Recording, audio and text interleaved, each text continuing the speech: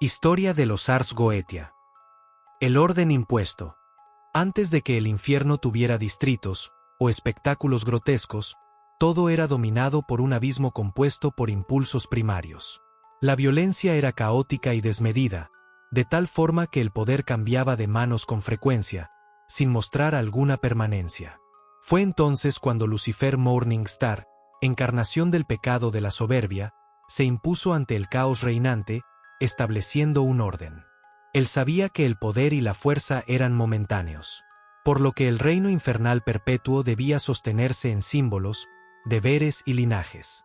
De este principio surgieron las grandes castas infernales, entre ellas, los Ars Goetia, quienes ocuparon un lugar singular. Estos no fueron creados como soldados ni como verdugos, sino como guardianes y custodios del conocimiento arcano del infierno.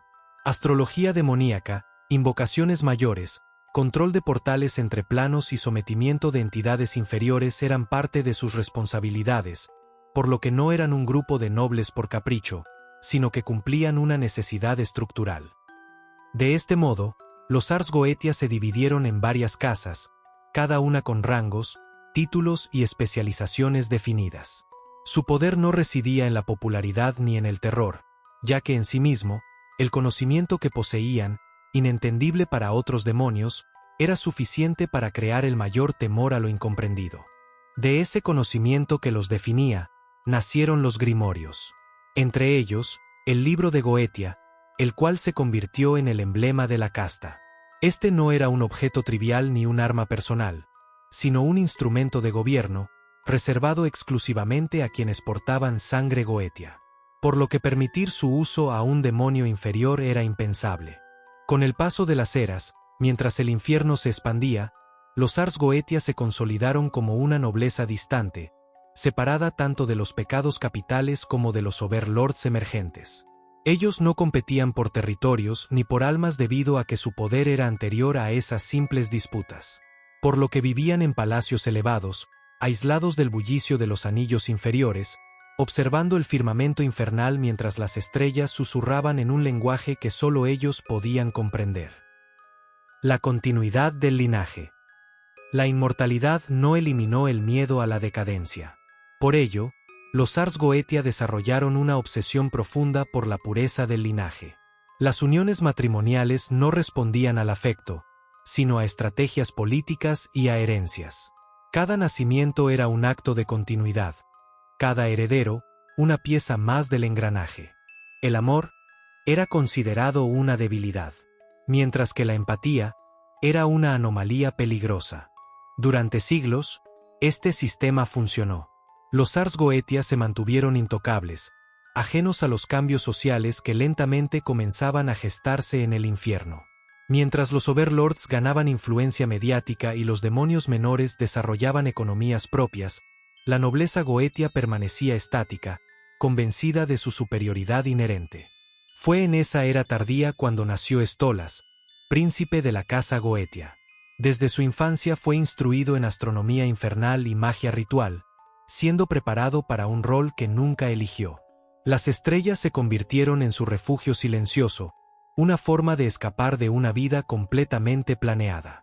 Aún siendo niño, se le anunció su matrimonio arreglado con Estella, una unión destinada a reforzar el linaje, por lo que no hubo una ceremonia emocional, solo el cumplimiento de sus respectivos roles.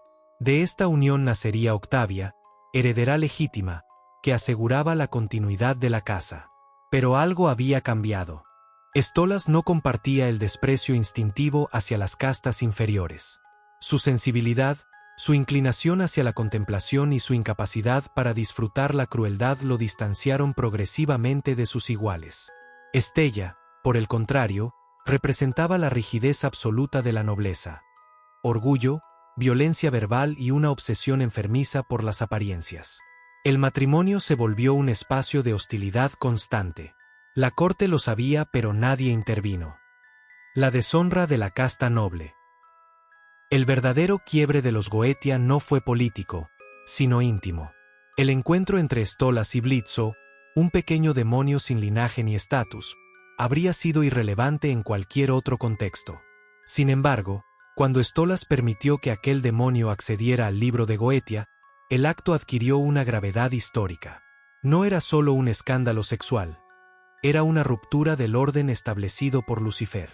Lo que comenzó como un pacto transaccional se transformó, contra toda lógica goetia, en un vínculo emocional. Para Stolas, aquello era lo que necesitaba. Para su casta, eran actos imperdonables y una posible traición. No soy lo que se supone que debo ser, admitió una vez, en soledad, consciente de que decirlo en voz alta habría sellado su destino.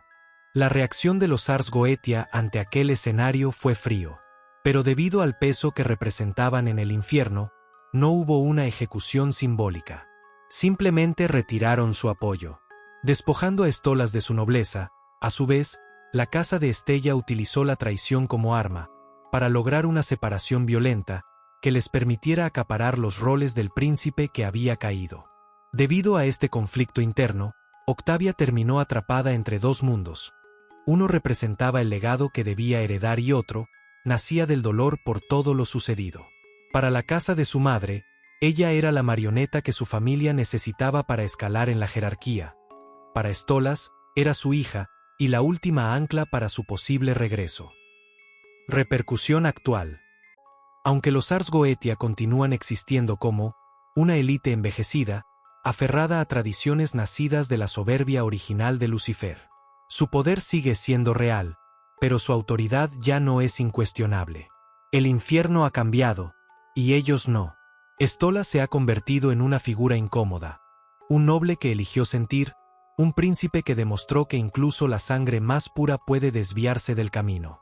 Su caída fue simbólica, siendo una clara representación de la grieta por la que, algún día, colapsaría toda la estructura. Aún así, mientras las estrellas sigan girando sobre el cielo eterno del infierno, los Ars Goetia observarán en silencio, temiendo de que el orden nacido de la soberbia, el que pudo sobrevivir milenios, no sea inmune al cambio.